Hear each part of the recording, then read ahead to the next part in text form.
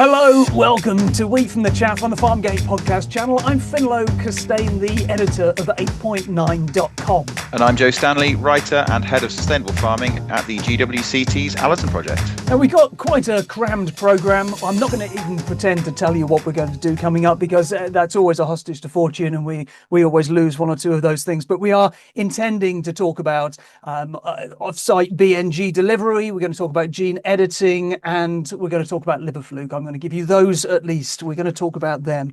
But before we do, Joe, should we have a few updates on, where we are in the farming calendar in terms of farming policy? And let's start with the harvest. How is harvest 2025? Yeah, it's not been another it's been another bad one, unfortunately, FFINLO. I think for most farmers, obviously there's a lot of regional variability if we're talking about sort of the cereals, oilseed and pulse harvest across the country. I think, we all know we've had an incredibly dry spring and early summer. For us at the Allerton project, actually, July with a mighty 50 odd millimeters of rain was our wettest month since January this year. We've had something like a third of the amount of rainfall that we would have expected in that key growing period through the spring and early summer. So, many yields across the country are a long way down. If you look at the latest AHDB data, we're well below that 5-year wheat average, for example. This is ultimately, it's the impact of climate change. This is what we're seeing. We're seeing it in real time. And again, I think I've said on this program before, for me, around 2018, the weather sort of started to drop off a cliff. And then every single season has just become extreme since that point, either too wet or too dry. Of course, we'll remember last harvest was massively impacted by the extreme wet weather we had back in sort of back end of 2023 into 2024. Of course, grass is impacted, fodder availability for livestock, straw availability for livestock as well across much of the country. Some good news stories. I believe this year oilseed rape has bucked its downward trend. We seem to have had quite a decent year for oilseed rape for the first time in a long time. You were saying that you've got your own experimentation with oilseed rape at the Allerton project now. Oh, we're always experimenting in ways for it to not grow properly. But actually, even us here this year, they managed to grow a half decent crop of rape, which was great. It's been a great year for apples, right? The apple quality and the apple volume, grapes, fantastic. But for the very most part, it's been another challenging year. And when those final numbers come in, of course, again, especially if we're talking about cereals and oilseeds, we're also looking at historically low prices for those crops at the moment.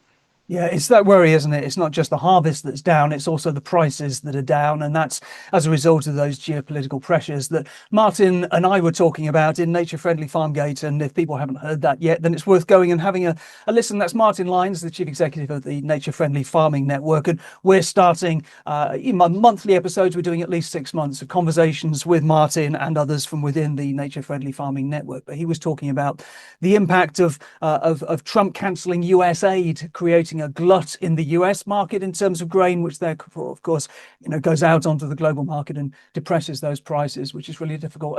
And Joe, have you found that the harvest is early? We ran a story from Waitrose saying that their harvest was 2 weeks early this year. Is that sort of similar where you are? Yeah, absolutely. I think everyone pretty much this year started a lot earlier than normal.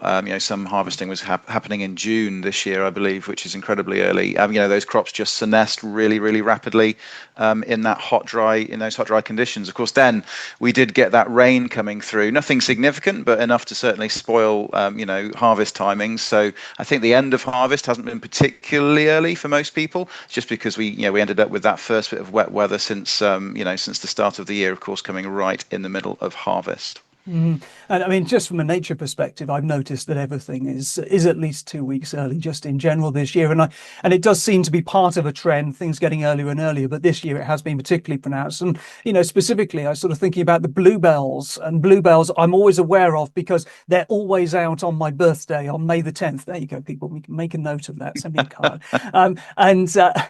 They're always out then, whether it's the beginning of the season or the end of the season. They're always there, but they were well over, certainly down in Dorset this year, by the time May the 10th came along. And I think that we were going and having walks in Bluebell Woods at their peak probably towards the end of April, which really is unheard of. And I guess this is what we expect going forward, just these sort of nature pinpoints just coming earlier and earlier each year as climate change progresses. Joe, should we talk about? Oh, actually, just before I move on, I wonder if your mouthpiece could just go up very slightly because I'm getting a few puffs off that. Let's see if that helps. And just move on to the sustainable farming incentive and policy, because we were expecting policy in the summer to give some clarity about what the SFI was going to look like come January. That's right. So we are very Presumably, we nearly. all know now. We all know what's going on. Absolutely. I think we could probably have guessed that DEFRA's approach to summer was going to be more flexible than perhaps the traditional outlook. So here we are with a couple of days left of meteorological summer, and of course we've heard nothing regarding the future of SFI. Here at the Allerton project, our mid-tier scheme runs out at the end of this year. So as of January the 1st, we will no longer be in that whole farm scheme. Many farms across the country will be in the same situation. And yeah, we are currently in that really concerning space that we still don't know what's coming. I think, let's be honest, it's incredibly unlikely that anything will be there in the first part of next year to step into for us and for many farms across the country, or for farms who aren't in an agri-environment scheme who want to get into one. Of course, it's worth bearing in mind now those single farm payments, the old EU style payments, have now essentially completely gone. So yeah, we're still waiting for those announcements. And we have our plans drawn up here at the Allerton project, and we are, if we're looking at this from a pure economics point of view, we are looking at removing an awful lot of the habitat that we've had on this farm for 10, 20, 30 years, and that is an absolute tragedy. Yeah, absolutely. And of course, government policy does tend to move at a glacial pace, doesn't it? And just at the time that you really do need a bit of clarity, because there's been so much turmoil and chaos over the course of the last year or so. The government really needs to up its game and get that information out there for farmers. We're going to have an update on drainage. Drainage was something that we talked about in a previous podcast, a particular passion of yours, Joe. Everybody has to have a passion. Yours is drainage. Do you know, actually, my wife's is also drainage, but she's an archaeologist and she's really interested in sort of ancient drainage systems and that sort of thing. Ancient pipe work, Roman pipe work. Well, there we go. Work. She has really her niche. Important. I have my niche. Mine is Tell me field about drainage. Yours.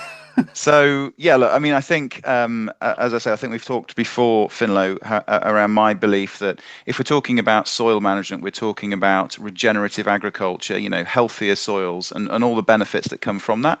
For me, if we're talking about annual cropping, horticultural cropping, that has to start with field drainage in many cases, in most cases. People listening to this, some people listening to this might not know that under most of our fields here in the UK, there is a system of gravity-fed drains taking away excess water and putting it into ditches and watercourses and thence onward away from the field so that we can have more production in those fields. Now, we saw an awful lot of this going in the post-war period between the end of the Second World War and the mid-1980s. Government spent a huge amount of money incentivizing farmers and helping farmers to put field drainage, land drainage into land all across the country to improve agricultural production. Now, of course, those schemes, decades old now, are coming to the end of their natural life. Climate change is pushing them even further to the limit. And there needs to be a conversation, to my mind, around the benefits of that just bog standard, unsexy, field drainage, plastic pipes under the ground, taking away excess water, and the benefits it gives, not just for production, because of course, in theory, government has big plans for the UK agricultural sector and productivity and profitability, and for me, this is absolutely core to that in many farming systems, but also in the environmental benefits of field drainage. Again, by not having waterlogged land, you're improving the aeration of the soil, you're improving the potential for organic matter to be building up in that soil, you're reducing the risk of greenhouse gas emissions from surface runoff and erosion of nutrients and soil, etc., etc. So what we're doing here at the Allerton project, it's actually being installed this week, is we're installing a gold standard new drainage scheme at the Allerton project in one of our arable fields, in half the field, in the other half of the field, in our frankly under-drained clay site. We're leaving it as it is, and we're going to be measuring over the following years essentially the environmental and the production metrics on the two halves of that field as we farm it normally, with the intention that we can make the case that we need to get back to talking about this this sort of, again, this largely unknown, I think, outside of farming circles, this incredibly important infrastructure that we have, which underpins our food production and many of the environmental things we're trying to achieve in this country. Again, it's something that I spoke to Martin about because I knew that you were passionate about it, Joe. And so when Martin raised it, I sort of went into it a bit more. And he was talking, amongst other things, about bush drainage. So using straw bales and literally, sort of taking bush cuttings from the side of the field, putting those in trenches. Is that something that you're aware of at the Allerton project as well? I mean, it's what they used to do, right? I mean, back centuries ago, that bush drainage and loose rocks and rubble used to be used as field drainage. Of course, then we moved on to clay pipes. Now we're on to plastic pipes. So yeah, I mean, I think in terms of longevity, I would probably go with those kind of those plastic pipes these days. But yeah, Martin's absolutely right. That's certainly something that has been used historically. I mean, it's fascinating, and this all used to be done by hand, right?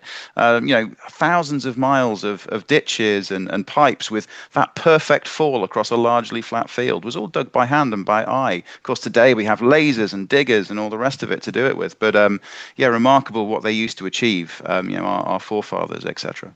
Yeah, absolutely. We're going to be joined shortly by Tom Pycroft, who is working with Land Alive at the Dairy Show. We're going to hear from him. But before we do, I just want to bring up a podcast and an article that we ran on 8.9 recently. The podcast was called "Can We Accelerate BNG Delivery?" And the article was called "Reports Calls for Shift to Off-Site BNG to Unlock Nature Recovery and Reduce Costs." Now, this is something that we've spoken about in the past. I've always been of the opinion that BNG is a big opportunity for farmers. The question is how to scale that opportunity. And I know, Joe, that you've been slightly skeptical about the speed and rapidity of that acceleration. And so what this report is trying to do is to feed into a government sort of look at BNG in the round and influence what government is doing. And this was a report that came from David Hill, who's the former deputy chair of Natural England and the founder of the Environment Bank. Of course, the Environment Bank being one of many, or certainly a handful of habitat banks that are growing up, but perhaps the oldest habitat bank in the UK, selling BNG credits and nature credits more broadly. The article reads, "Biodiversity net gain is a landmark market-led policy that's helping to restore nature while unlocking sustainable development. And new research has identified opportunities for how it could be strengthened." The report is called "The Comparative Value of On-Site versus Off-Site Biodiversity Net Gain for Restoring Nature." Always these reports have snappy titles, don't they? But essentially what they were finding was that ecological performance of BNG is not as good as it could be, that on-site BNG is typically delivered in small, fragmented islands and disturbed areas, offering very limited biodiversity uplift, where off-site BNG, by contrast, is delivered on larger, better connected sites with professional management and long-term funding, enabling more meaningful and measurable ecological outcomes. And I guess that's part of the key, that that on-site biodiversity net gain, even if it's delivered on-site, often doesn't have a strategy or funding in place to maintain it. Whereas if you've got BNG credits that are being delivered off-site by habitat banks, what are they? By habitat banks, then those do have management plans. They are likely to be delivering that biodiversity gain over the course of 30 years or more. So the recommendations from this report are to dump the preference for on-site. They didn't quite put it that way, but I'm putting it that way, to allow for the purchase of more professionally managed habitat from professionally managed habitat banks. So that's changing the current preference for delivery of BNG on-site, to getting rid of that, creating a level playing field for where that BNG uplift can be best delivered. So ideally much more of that being delivered off-site. Then for LPAs, that's local planning authorities, to champion off-site biodiversity credits rather than, again, pushing developers towards delivering on-site, strengthening compliance and enforcement. That's that stuff that I was talking about before, where there are proper management plans in place, monitoring delivery as that goes forward, and improving government comms, because there has been quite a lot of inconsistent messaging about whether the preference is for off-site or on-site, or when one or the other should be used. So just creating a level playing field that means that there should be a great uplift, a great acceleration in that delivery off-site. How does that feel to you, Joe? Yeah, I mean, again, I think as we've discussed, Finlo, that it comes as no surprise to sort of see the conclusions of that report. That yeah, by putting small fragments of habitat around, say, a housing development or an industrial development, you're probably not going to have very high quality nature there, and yeah, that's both because of the potentially the isolation of the nature, the small scale of the nature, the fact that you're potentially trying to put something in that place that doesn't want to be there in the first place, and then of course the public access to that nature. So it's one thing creating a green space for people on a housing development to enjoy. It's quite another finding somewhere where you're actually going to get meaningful, what are we trying to achieve here? We're trying to get biodiversity net gain, more high quality nature than we lost in the development in the first place. And there was other things in there as well, of course, around the additional costs that brings to the housing system, as opposed to the reduced costs of delivering off site somewhere. So yeah, I mean, for me, obviously this makes sense. And again, 80 to 90% of BNG is currently delivered on site. Now, farmers were promised that BNG would be a significant new income stream for them as we move away from the old EU style payments towards more public monies for public goods type system and nature. Now, again, yeah, absolutely, we want to see more of this money coming away from those developments into the countryside, where A, we can do it better, and B, farmers are obviously going to be best placed to actually benefit from this new service for society. So absolutely, I welcome the findings of that report. Fantastic. Thanks, Joe. Cue music. And we'll just have some music and then come back. And we're back, and we're joined by Tom PYCRAFT. Hello, Tom. How are you? Very good, thanks, Finlo. Nice to join you, and hello, Joe. Nice to meet you. Fantastic. Now we're going to talk about Land Alive at the Dairy Show, and so you're involved in the organisation of this. I think you're doing an awful lot of the stage management and organisation. Just tell us a bit, remind us about Land Alive, what that is, and what the Dairy Show is, and how the two intersect. Tom. Yes, exactly. So, so I suppose I'm producing the event, all aspects. So, from the operational, what's happening on the ground, the sponsorship, the marketing, and crucially the content. So, Land Alive has happened once before. And it's an awesome event in the Southwest, focusing on regenerative agriculture. I'm very much focused on being a farmer-led event for farmers. And it's taking place, so it took place at the Bath and West last year. I think there's about 400 people involved in that one. And the idea is that we're going to grow that into a big, large, standalone annual gathering at Bath and West for the Southwest. And then in the interim, we are doing an event within an event at the Dairy Show this October 1st. So the Dairy Show is 6,000 people, mainly dairy farmers and those working in the dairy supply chain. They come to the Bath and West for a day of trade stands, exhibitions, and dairy shows. And we have secured the theatre venue, which is right in the heart of the Dairy Show. It takes about 110 people with another room upstairs. It's going to be draped in Land Alive colours and branding. So if you're there, it's going to be really hard to miss. And then we've got a special regen exhibition area opposite. So everyone involved in the regenerative side of dairy farming can come spend a day listening to talks, workshops and debates. And then also go and walk around the trade stands and talk to various people about what regenerative is, what makes their services and products work for you if you're working in the regen space. So in a nutshell, that's what we're putting together at the Dairy Show this time. And so presumably the whole point of Land Alive being there is to showcase what regenerative dairy is and can look like, but also to help more farmers dairy farmers to see the light, to see the joy that can be delivered through regen, some of those costs that can be cut, ways to integrate regenerative practices and principles into the way that they're working, presumably at whichever stage of dairy they are, whether it's at the more intensive end or whether it's at the more extensive end. So tell us about one or two of the panels that you're expecting to run, maybe one or two of the speakers. Yes, definitely. And I think just to go back a step, it's very much open for everyone. So if you're at die-hard, vanguard of regen dairy, then it's for you because you get to meet your comrades, your brothers in arms, and talk about the great work that you're doing. Whether you've just taken the first step down the regenerative path, because it is a transition, and like energy transition, you start at the beginning,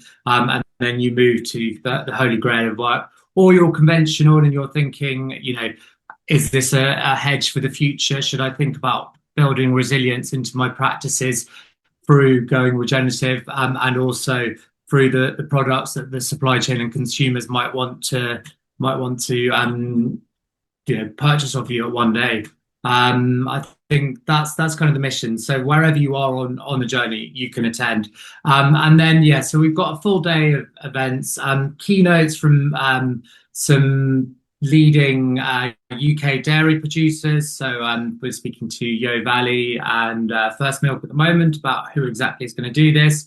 Then we have a regen dairy farmers panel that focuses on lived experience and real life stories. So I think it's quite important that it's very much by farmers, for farmers, talking about what it's like to actually take the plunge and go regenerative, because your yields will go down. It does take a bit of time to get things moving, but then ultimately you're doing something that's nature friendly, and hopefully adds value to your work as well. So we're trying to have really honest, hard-hitting debates. On that session, we have James Robinson from Strictly Farm in Cumbria, and Oliver Lee from local dairy farm How Now, or dairy producer How Now. We then have a financing the transition session, which actually FFINLO you're moderating, so you'll have lots of information on this one as well. But in a nutshell, you can't escape finance, so you need to have favourable finance to allow people to get on the transition and to stay on the transition and get to this holy grail of a kind of lovely agroecological system that we all want to end up as.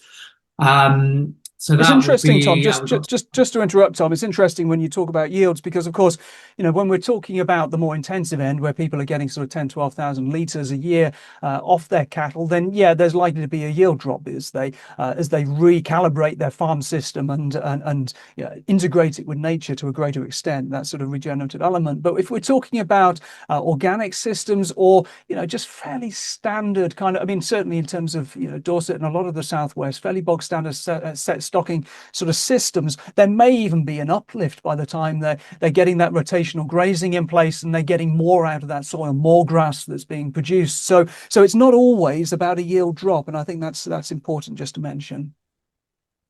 Definitely. And actually, I had this conversation yesterday. So I live on an organic farm in Gloucestershire, and our lead farmer, Luke Wilson, has been growing heritage grains, and he's actually seen an uptick this year. And yesterday, a conventional farmer came down from the fens because he wanted to see a organic regenerative farm in action, and he said he was 30% down, and he has friends who are 60% down. So this is not dairy, obviously we're talking arable, but on a mixed farm. And to be up, and also to be at a similar level of last year when you have two very different summers, that's proof of resilience, and why, when with climate change, we don't know if it's going to be as hot as this every summer, but what we do know is that it's going to be unpredictable.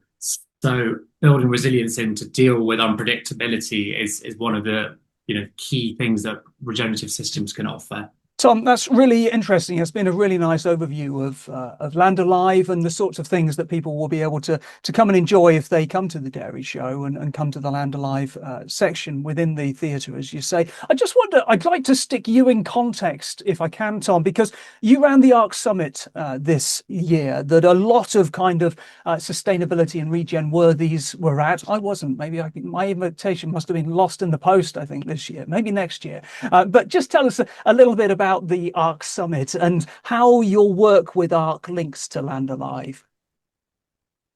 Yeah, definitely, and sadly was lost in the post, but we'll have you there every year. So the ARC Summit is an organic regenerative summit. So I use both words together to kind of donate. It's an idea that came from David Wilson, actually, who farms our land as well. And he said that if you use the two, then you can make sure that you have no chemical inputs but you're pushing the organic farmers to be as regenerative as possible. So you're kind of reaching this kind of agroecological holy grail. So we focus on organic and regenerative agriculture and nature-based solutions. And we have a day flowing across policy, farmers, finance, supply chain, retailers, and then also a lot of time out in nature with workshops and farm walks and reconnecting to the land around us, eating good food, celebrating with live music and beers and drinks at the end, and it's having a really nice day. It's a small event. The site caters perfectly for about 150 to 200 people. We've run it for 2 years now, and it's been really popular, and people seem to love it. And managed to get some quite considerable thought leaders down. So that ties in with my work at ARC. So ARC is a consultancy and events brand dedicated to the umbrella of sustainability. So within that, we have climate, nature, biodiversity, regen agriculture, and a little bit of work in social projects as well in emerging markets. And so what I do is I help people throw large international business conferences around these subject areas and bringing key leaders from either development financial institutions, government bodies, large corporates, banks, financial institutions. Some of these I do myself under the ARC brand. Others, like an event I have next week in Norway for a climate fund who are running an event there, is pure advisory. And it's a kind of mix of what people need and what they want from me. I've spent most of my life doing events, so I kind of understand those pretty well, even if I don't understand much else. That's my bread and butter. And again, within that, you've got that sort of linking of banking and finance and money with regenerative food systems, which is sort of, it's so important, isn't it? Yes, exactly. You can never escape finance. You need it there right at the start. That's actually one of the reasons why I love agriculture, is I spent a long time looking at finance, and you kind of have policy and finance, and then you have a project getting financed, and then it happens 10 years later. So there have been case studies of projects that are only now just generating renewable energy that people spoke about 10 years ago at events, which is great to be a part of, but actually living on a farm and seeing stuff happen on a daily basis that's very tangible makes it really nice to work in. But yeah, long story short, through ARC, I met Tamara Giltsoff, who's one of the founders of Land Alive, and it also does a lot of work with the Soil Association Exchange. And she came and moderated a session and said, how would you like to help organise Land Alive and build from the amazing goodwill and vibe and momentum from the last event? I said, sounds brilliant. Met the team, spent the day at Bath and West, and came up with the plan for this next one and hopefully many more. Fantastic. And just finally, how do people get tickets for this? Well, hopefully you'll share a link for all podcast listeners. And then the easiest way is probably to go to Instagram, if you use Instagram, and go to either Land Alive or follow the ARC and click the link in the bio to the sign up form, or go to the website, which is www.arc.com/Land Alive Dairy Show. And there's a registration form. Sign up there, and then we'll send you all the details on how to get your ticket. The ticket is free, but you have to buy a Dairy Show ticket for £15. So it's free to attend the Land Alive event as long as you're attending the Dairy Show. And then if you want to be involved as a sponsor to take a stand, then just get in touch with me direct, either through those channels or I'm sure if they message you. Or through me. Yeah, absolutely. Yeah, that's fantastic. And as you say, I'll stick a link into the show notes for this program. So that's fantastic. That's Land Alive at the Dairy Show. And just remind us of the dates again for those, Tom. Yeah, October 1st. And yeah, it's an all-day event. So I think the Dairy Show doors open at 9. We'll kick off the talks at 10. We'll finish them at 4. And then everyone is invited for a pint and a pie, courtesy of Yo Valley, where we can all just unwind a bit and have a nice chat and reflect on the day. Fantastic. Thanks so much, Tom PYCRAFT. We're back, and this time we're going to be talking about gene editing. I'm going to set this up, Joe. We've had a couple of articles on the site in the last month or so, and of course, when I say the last month or so, that I've been away for a couple of weeks, so it feels like it's they're quite connected from my perspective. The first went up in the last week, and this was roadmap aims to integrate AI and biotech into resilient crop development. This was a major review published in the journal Nature, which outlines how artificial intelligence and biotechnology could transform global crop production, helping to build more resilient food systems, they say, in the face of climate change, pests, and population growth. So this was an international team of researchers from China, the USA, and Europe, and Aberystwyth University. There we go. There's sort of coming down to normal bedfellows. Normal bedfellows. There we are. And what they were doing, the review was highlighting how AI can, again, they say, predict the best combinations of genes for yield, nutrition, and stress tolerance, design novel proteins to enhance plant defenses and performance, integrate very complex data sets, and guide smarter, faster breeding decisions. Now, when we ran this story, because I know that an awful lot of people who are kind of looking at the 8.9.com website are people who are agroecologically interested, regeneratively interested. And so the idea that gene editing and AI might be involved in this, I think might be challenging or anathema for some of the people who are sort of looking at this. So I was keen to get a quote from Martin Lyons, the chief exec of NFFN, and what he said, he essentially welcomed the review, but he said that AI and technology can help us prepare for climate change by developing more resilient crops, but quick technological fixes mustn't come at the expense of long-term sustainability built around nature and ecosystems. The future of farming must start with nature-friendly principles such as improving soil health and increasing biodiversity. Technology needs to support this transition rather than just increase farmers' dependency on costly inputs and equipment. And I'm just going to link this to another story, if I may, before I ask you to come in, Joe. And this was one that came in just towards the end of July. Legal challenge over English regulation of precision-bred organisms. And I think this raises a whole range of challenges. So this was environmental advocacy group Beyond GM, which has begun legal action against the UK government, which is really the English government, challenging new regulations that will allow precision-bred organisms to enter the food system and environment without safety tests, labelling or traceability. So there's still tight regulations around GMOs, genetically modified organisms. So we're going to talk about the difference between these things in a moment. But then there's a different and accelerated approach that now exists for gene editing. And the legal challenge contests the Genetic Technology Precision Breeding Regulations 2025, which were recently signed into law. And Beyond GM says that the misaligned regulatory framework and insufficient traceability requirements leave organic operators in particular without adequate tools to maintain GMO-free supply chains. And the group warns that as a result, organic operators may inadvertently breach organic standards, exposing themselves to reputational damage and potentially financial liability. Specifically, they say that within these new rules, there is no labelling requirement for precision-bred GMOs in food, no traceability systems to track these organisms through supply chains, direct threats to organic farming and food businesses, risks to UK-EU trade relationships, and risks associated with self-certification by developers, and no post-release monitoring for environmental releases of precision-bred GMOs. Now, I think there are a number of issues that we need to get into here, and I'm going to summarize them and then come across to you, Joe. To me, it seems that there is the issue of regulatory alignment, and perhaps we can start with that.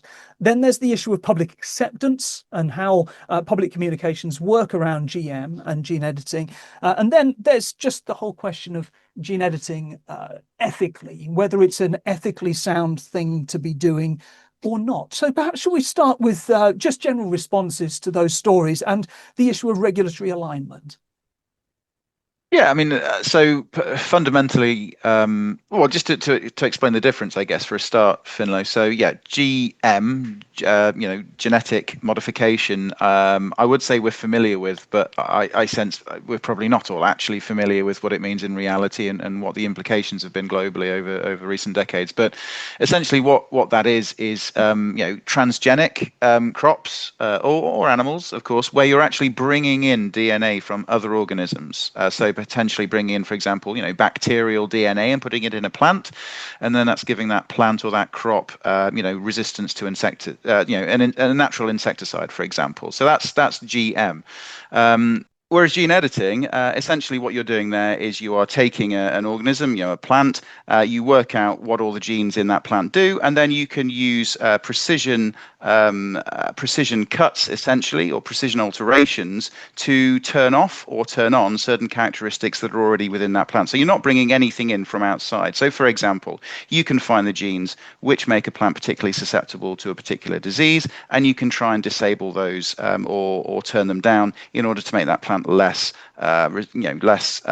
susceptible to a disease or more resistant to a disease. Is that the CRISPR process? That's right. Yeah, that's right. So two fundamentally different things here. So, look, obviously, when we're talking about should we be doing it, I mean, fundamentally, what the government is saying here in England is all we are doing with gene editing is accelerating the natural breeding process that we would have to produce crops today. So you're basically going in there and able to much more rapidly and much more efficiently say, well, we want to achieve this. We know that this gene will get us there. Therefore, we will alter this gene, and that will get us there very, very quickly, rather than the rather ad hoc and very long process, of course, of naturally interbreeding crops, for example, and getting to that, hopefully, that end destination, some years down the line. So we're trying to accelerate the means by which we can get more, beneficial traits within our crops. Obviously, when we start talking about, beyond GM's challenge, look, I mean, it's no surprise that beyond GM is going to challenge anything which might bring more biotechnology into our food production system. My personal view is, I would agree with Martin, right? I think personally that GE could be an incredibly valuable tool in improving the sustainability of our food production. I don't think it's going to improve profitability for farmers. I think that throughout recent history, it's been quite GM doesn't improve farmer profitability. It just gives them other things that they then have to spend money on, right? So I don't think it's going to improve profitability. It's probably not going to improve yield. But what it might do is improve sustainability, reduce our use of agrochemicals, reduce our use potentially of fertilizers. And I think that is incredibly valuable. Now,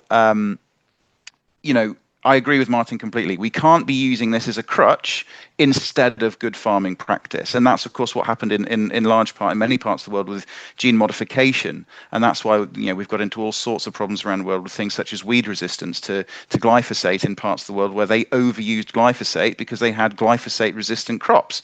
So they ended up getting themselves into a mess. Now, we must avoid those historic mistakes. But for me, if we use gene-edited crops as part of a more holistic, integrated, and more regenerative strategy, I think that they can have a really beneficial impact in terms of sustainability of food production. Now, there's other questions which you might want to come into here, Finlo, around, should we be doing this in terms of the challenges it will pose with our consumers? Should we be doing it with the challenges it will pose in terms of the internal market? Because Scotland, Wales, Northern Ireland, Europe, they're not following the same path that England is currently determined to, and they are genuine, practical challenges that we will face, of course. Yeah, and I wonder if there's a degree to which England is trying to force the hand of Scotland, Northern Ireland, and Wales in terms of this, because, as you say, if gene-edited ingredients start coming into the market, then it is going to be next to impossible to regulate those within the UK's internal market. But there are challenges, of course, beyond the UK if we are going to renew those links, improve those links with the European Union, which is also taking a much sort of stronger view, much more cautious view of gene editing. Of course, and they are genuine practical concerns. If it's just England going out there and doing it on its own, and no one's going to trade with us, and we're going to have problems just having cross-border trade in, feed wheat, then clearly it's a bit of a non-starter. Now, let's be honest. I think the reason that we're even in this place is because post-Brexit, Boris Johnson was picking things off the shelf that he could poke Europe in the eye over, and I think going down, sort of a biotechnology route, given Europe's historic animosity to the technology, I I think, frankly, this wasn't done to help domestic food production or nature. This was done to annoy the Europeans and to play to the conservative base. But we are where we are, and I guess what we need to do now is we need to be making the argument as to why this could be a beneficial thing. Now, of course, the reality is as well, we might have changed the law in England, but the English market is still very, very small. And although gene edited technology is and crops resulting from that are still cheaper to develop than genetically modified crops, still, I think the marketplace, my understanding is they're standing back from this going, well, we're not going to do something just for England. We need bigger buy-in on this. So it's by no means a given that we're even going to progress in any particularly significant way down this road, unless, yes, the other three nations come on board with us, unless Europe changes its position. So, it's at the minute, it's kind of more of an intellectual exercise, I think, for the most part. And that word intellectual, I think, is important because I think it's as much as anything about intellectual property and trying to create value within, trying to find markets for things which are discovered and developed at universities, that sort of biotech world. And I know that it wasn't just Boris Johnson, but actually George Eustace, who was the Defence Secretary at the time that this bill was brought through Parliament, was very keen on genetic engineering as well. And I think that's partly, you talked about the way in which it's not necessarily going to improve the profits for farmers, but it will improve the profits for biotech companies potentially. And of course, they're part of the economy as well. And a lot of the time within food systems, within farming systems, government seems to want to unleash investment within the biotech sector because it sees that as being the place to create more money into the national economy than farming itself per se. Farming is likely to stay at a similar value, no matter how it's farmed. The amount of food that's produced is likely to stay at a similar level. People are going to eat at a similar scale. But within biotech, there is the opportunity to increase additional profit and additional intellectual property. So it seems to be coming, from that side to me. And if we move on from that regulatory alignment thing, then I think it's the whole question of public acceptance. And you very, very kindly there sort of described the difference between GM, where you can have foreign DNA, whether that's, as you described it, as it being a bacteria or a chimpanzee, whatever it happens to be, brought into bananas that climb down the trees themselves. That'd be good, wouldn't it? Wouldn't that be amazing? Yes. I wonder what the unintended consequences of that would be. But anyway, yes. So that's GM, where potentially foreign DNA can be brought into the DNA of other species. But then gene editing, as you say, it is essentially an acceleration of that selective breeding. And one of my concerns, actually, just before we go on to the public acceptance element, we're talking about the ethics element. If we are accelerating genetic selection, then there is a danger of accelerating the unintended consequences associated with that. If you're doing things more gradually over generations of crops or generations of human beings, then there's the possibility to sort of see things that are happening that you weren't expecting and to make corrections. Here, we're probably relying on scientists having a really good understanding of the genetic space that they're in, of how nature functions, of having AI perhaps sort of working in that area, trying to sort of work out in advance what those unintended consequences might be, so that genetic engineering is able to take that into account. And I guess, I'm not saying from my perspective that that's a risk that should stop genetic engineering research from taking place, or from potentially from having GE ingredients in the marketplace. But I think it's certainly something that we need to be aware of and think through. I think that's fair enough, Finlo. But I think there's probably, to my mind, there's going to be less risk of kind of those unintended, cascade consequences in gene editing than there is in genetic modification. Again, getting monkeys to climb down trees themselves. Sorry, getting bananas to climb down trees themselves by patching in chimpanzee DNA. That's probably going to have bigger potentially, unintended side effects than, having a wheat variety which becomes more tolerant of yellow rust, for example. But I do take your point, and of course we have to have. The thing is, right, we just have to have grown up We have to have, very measured discussions around these topics. Yeah, we need And grown-up discussions that aren't just about bananas climbing down trees, yeah, because you've this has been a good start, hasn't it? read too many beanos over the summer. Yeah. But yeah, we've got to have calm heads discussing this, and yeah, we can't, and we will see it, and we always see it. Frankenfood, that's always the headline, isn't it? And we've got to have better conversations about this, and I'm very willing to take the pros and the cons of this on board, and of course we've got to then come to a policy conclusion which actually will work and will make most people content in the real world. And as you say, that's about nuanced communication, because public acceptance is going to be critical to this. And I think that, really the point that Beyond GM are making, and the organic sector are making, is that the government's trying to deal with a fear that the public won't accept this by just simply not establishing that transparency and traceability, by not labeling, just sort of getting it into the market and hoping that nobody really notices. And I guess this comes back to, doesn't it? It's the 1990s when the Daily Mail, I think it was, coined the phrase Frankenfood.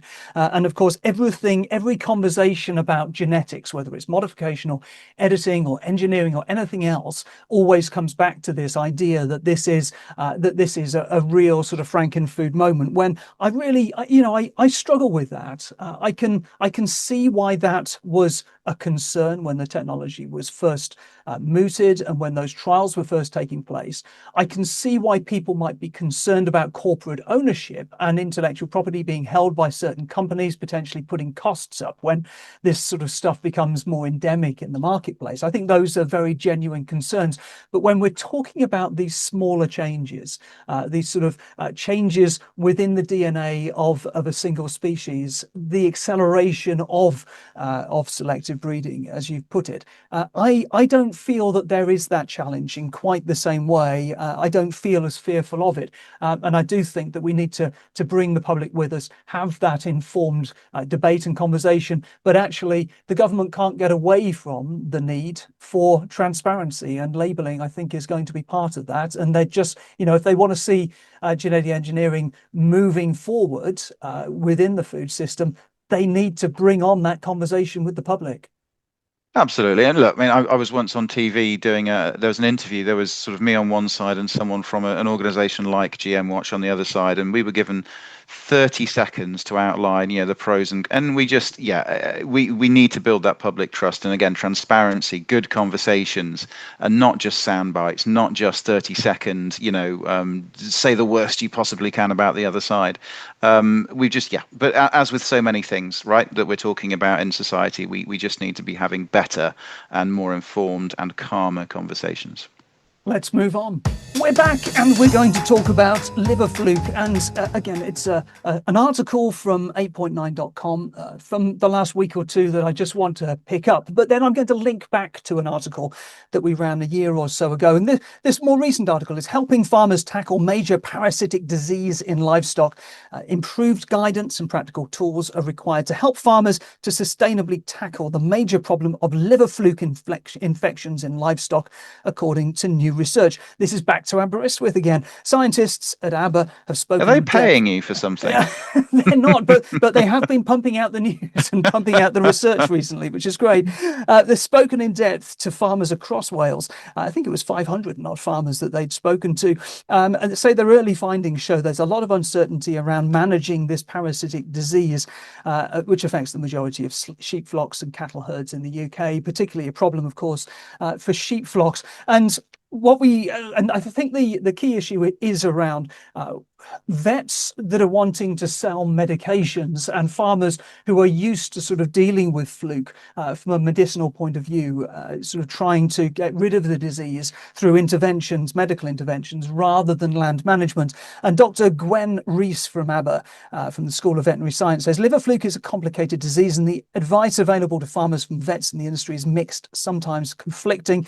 As a result of their uncertainty around disease risk and how to best manage it, farmers are often reporting reporting needing to use flukicides as precautionary measure. But of course, this can lead to resistance as well as medicine residues in the environment, in the soil. And then we had Dr. Jones, who was this?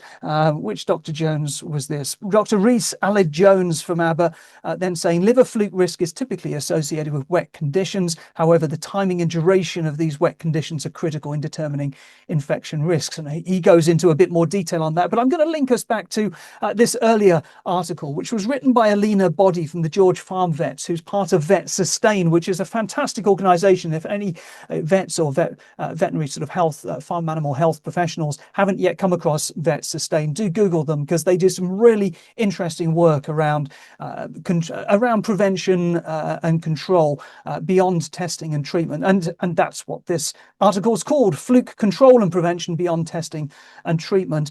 And what Alina's doing is really drawing attention to the life cycle of the mud snail. And this is the absolutely sort of critical element when it comes to dealing with liver fluke.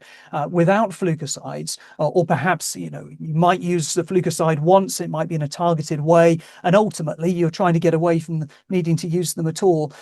And so what she's talking about is really trying to understand that life cycle of the mud snail and not exposing stock to mud snail habitats at those key risk moments. So specifically, it's about limiting exposure to those snail habitats. Snails like open habitats, and so they're much less likely to exist along hedgerows, underneath trees. So obviously, where you've got agroforestry integrated, you're likely to have fewer snails in the first place. About reducing boggy and muddy areas, so moving water troughs more regularly, allowing water systems so that you can do that, minimizing tractor movements, trying to reduce poaching in particular areas, and introducing rotational grazing away from set stocking again. Then, of course, fencing off permanently wet, boggy areas, just accepting that if they're going to be wet and boggy, fence them off so that the livestock can't get there, and start encouraging wildlife, particularly ducks, other water birds, because they eat the snails. That's their diet. So the more of these things that you have, the more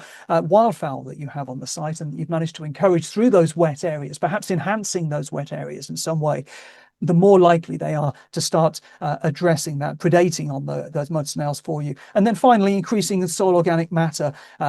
Increasing drainage, much better drainage, of course, leads to lower levels of water just sitting around in the landscape. You get richer soil, more soil microbiodiversity, and mud snails need pH neutral water. So the richer those soils are, the more likely you are to be able to contain the mud snail. You've been doing some work on this as well, Joan. Snail-fed ducks sounds delicious. I mean, that sounds fantastic. And another example from your list there, Finlo, of where drainage solves everything. So I think there's some good takeaways there. We sort of in a broader sense, we know, don't we? Or we're increasingly looking at these kind of agroecological regenerative farming systems to try and reduce our use of those anthelmintic, medications for things like liver fluke, for things like intestinal worms. And we have, again, I think in many cases we have become too dependent on those things as a preventative measure, as kind of a prophylactic measure, as just in the same way that we've made our fields bigger and we've got bigger machinery and we've got less staff and we're having to be more efficient. I think in a similar way in the last 50 years we've seen this rise of the prophylactic use of some vet meds because we've just not got the time, and then we sort of start to lose the skills to be able to actually work out. Or to go out and actually see, do we need to treat these things for this thing, or do we just is it easier and quicker just to get it done at the same point in the calendar every year, and just to know that that's not a problem that we've got to deal with. And so many of these kind of more regenerative approaches to farming, they do tend to take more attention to detail is required, more people on the ground in order to do that. But some of the research that we've been doing here at Allerton, it kind of feeds into what you're talking about here, kind of a systems approach to controlling pests and parasites in livestock. And certainly we've been doing work on things like tannin-rich foodstuffs, and especially willow in an agroforestry setting here. And that's demonstrated that there's lots of benefits in terms of animal health and welfare, but in this sense, by having a small amount, sort of 5% of their grazed diet as willow leaves, fresh from the tree, we see 100% control of intestinal worms in those sheep that were, and in those fattening lambs that were grazing that willow, which is a fantastic result. So again, how can we incorporate crops like willow, but also things like herbal leys that have got high tannin concentrations, things like chicory, things like bird's foot trefoil. Can we choose the things that we're grazing in order to manage things like mineral deficiencies and nutrient deficiencies, but also some of the pests that afflict livestock, so that if we can have those livestock existing in those more holistic systems, then we don't have to worry about these things anymore. And hopefully, and again, that is going to hopefully reduce costs. It's also going to help to help the ecosystem more generally thrive by having that diversity in there, but also then by reducing the impact of those vet meds as they pass through the livestock, and can have a negative impact on, for example, dung beetles. So yeah, this sort of general picture that you're talking about there with regards to liver fluke is true for, I think, a lot of the problems that can afflict our livestock, that we do need to be thinking about a more holistic approach to managing those livestock to improve herd health and flock health, to improve profitability, to reduce greenhouse gas emissions. It's a virtuous circle, but of course, making that transition, making that change, and going potentially down that route does potentially have upfront costs and sometimes ongoing costs. So we do have to accept and acknowledge that, even if it's just things like more staff time required in order to do the management there. So great possibility, great potential for more sustainable food production, but we do have to recognize that this does come with transitional costs that do have to be borne by somebody, and we can't, again, as a theme we always come back to, Finlo, if there is a cost there, how do we share that fairly across the supply chain rather than just have everything dumped on the farmer? Yeah, and of course, a lot of those costs, there will be grants available for things like fencing and planting of trees and that sort of stuff, depending where you are in the UK, different kinds of grants available. But as you say, ultimately, it's about reducing the economic burden of disease, trying to reduce the amount of cost, vet medication costs that are there, by looking at farm animal health, improving the health and resilience of the animal itself, but also trying to make sure that there is more of a focus on land management and husbandry. And we're going to be doing a podcast in a month or two, I think, with a couple of vets that are sort of promoting themselves as being regenerative vets, talking about how they as vets can shift the way that they make money, because of course so many veterinary practices are sort of tied up around the selling of medications, the selling of interventions in this way. And so how can the veterinary profession change so that it's supporting this transition? And of course part of that is in selling advice, is in making sure that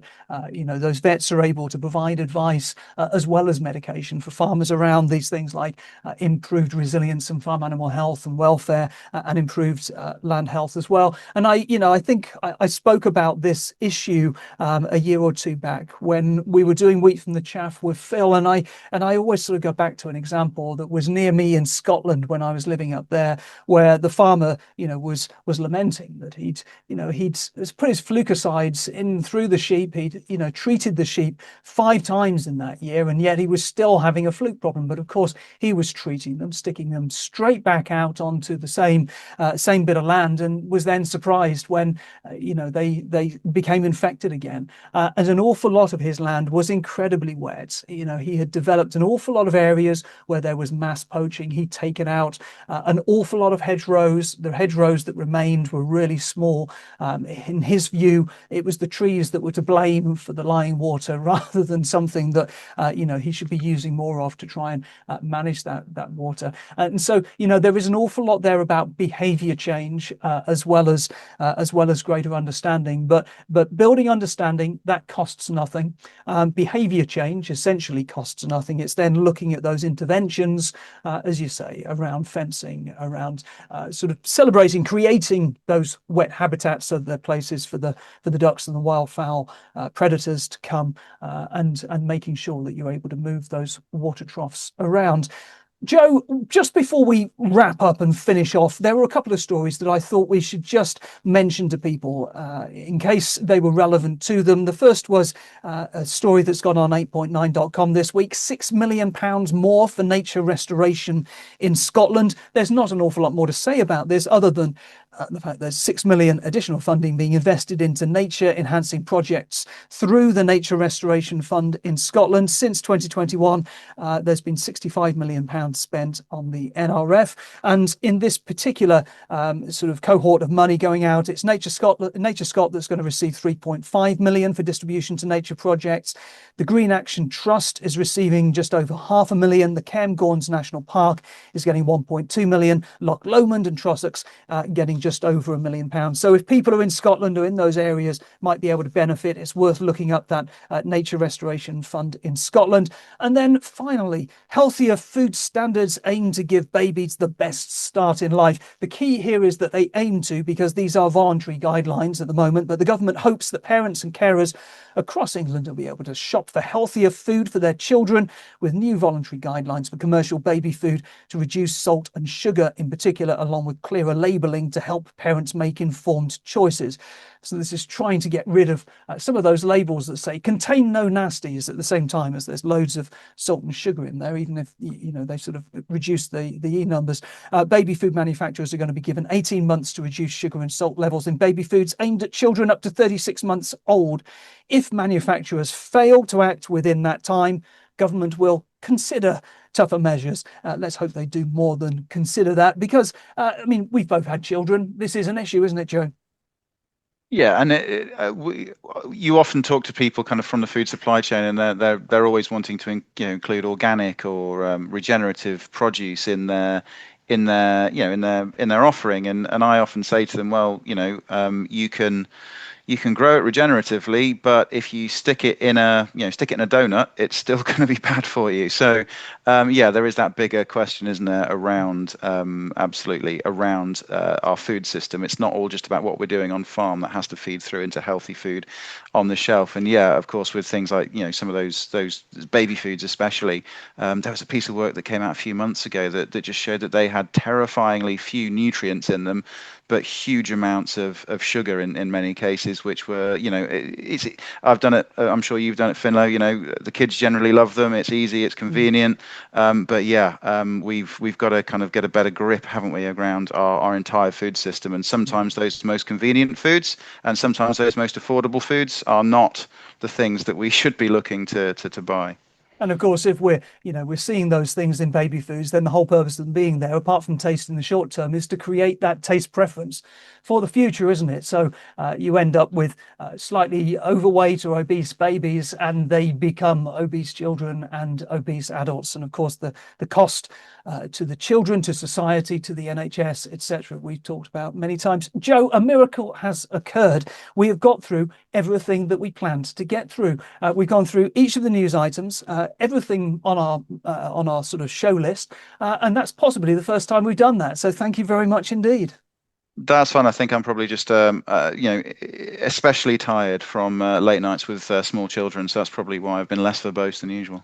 Well, fantastic. It's always a pleasure to talk to you. Your insights are always highly valuable. So thanks so much again for joining me, Joe. That's all we've got time for this week. I'm going to sign off. I think I've got some script somewhere that talks about needing to go and look at other things. I'm sure I have. There we go. Thank you to our guest, Tom PYCRAFT from Land Alive at the Dairy Show and from the ARC Summit.